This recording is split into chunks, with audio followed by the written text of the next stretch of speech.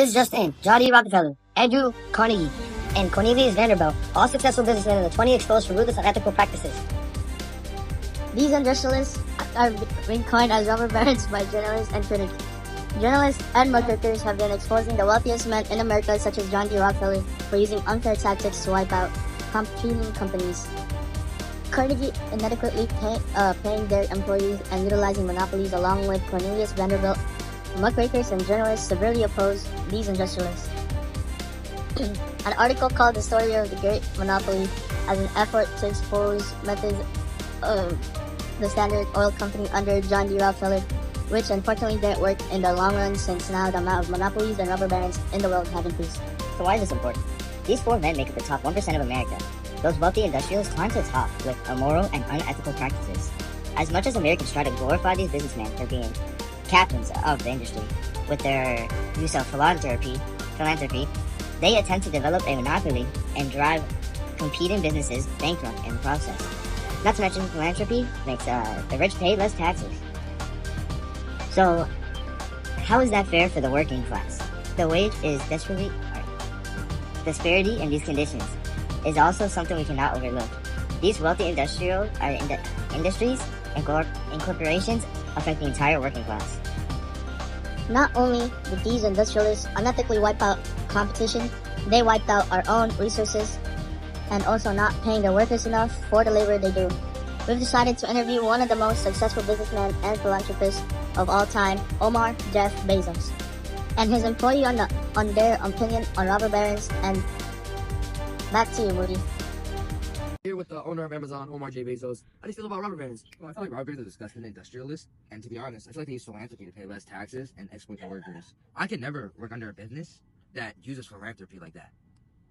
Some employers have claimed you abuse or exploit your workers and make them work in unsafe labor conditions. What do you have to say about this? I've never done that before. But I mean, like, it's hard working condition. No, this just never happens. Things happen sometimes. What do you have to say? What do you have to say about the half of the Amazon workers having permanent and fatal injuries? All right. This interview's over, dude. I'm not doing it anymore. I'm not. Thank you, Moody. What are we here with today? My name is Cornelio. Well, Cornelio, how is it like working at Amazon? I've been working here for 12 years, for 12 hours a day. My boss makes $1.6 million an hour while I'm barely getting paid, despite the back injuries I've had to deal with. That sounds horrible, Cornelius. Are you allowed to leave with those injuries, or do you have to stay at work? On a daily, 7.8 out of 100 of us get injured in these factories. And despite the complaints we file, the company constantly does nothing and fails to execute safety precautions for employees. Well, I'm really sorry to hear that, Cornelius. But do you have anything to say to Jeff Bezos? I don't know, I want to quit the job! Bezos makes 60 times the amount I do in a year! I'm not paid enough for the labor I deal with! That was Cornelius, folks. Now you see how it is to work at Amazon. Well, that's what a famous robber baron is. And, cut back to the news crew. What can we do to help these workers? How can we establish fair labor conditions, and how do we address these modern-day robber barons? Advocate for policies against these industrialists, building a monopoly, and bring the issues of these large corporations to light.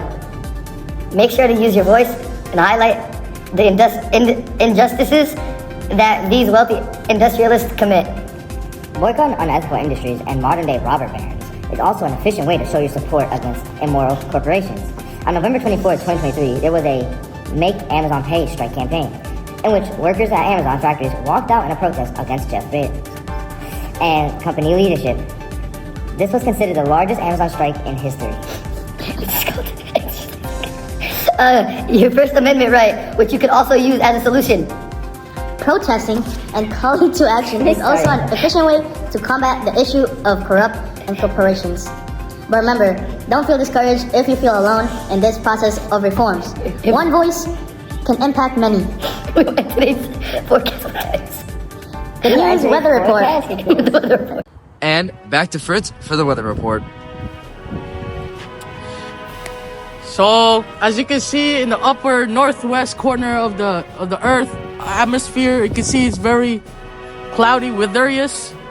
And on the northern side of the hemisphere, near the southern part, it's very cloudy too. So Hey, aren't you that that's it. Amazon worker? On my back.